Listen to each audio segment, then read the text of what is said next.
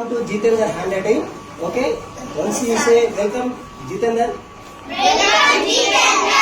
Yes, thank you for from our side, Jitendra Handwriting Academy. Okay. So today we are going to learn common strokes of used handwriting. Common strokes of used handwriting. What are that? Used handwriting. What are that? Common strokes. Okay.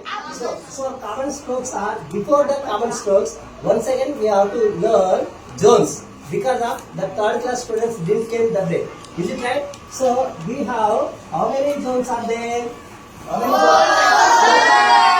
zones? 4 zones are there. Is it right? So in our English notebook, our handwriting notebook, we have 4 lines. Is it right now? Is it right? How many lines are there? 4 lines. Okay. So 1, 2.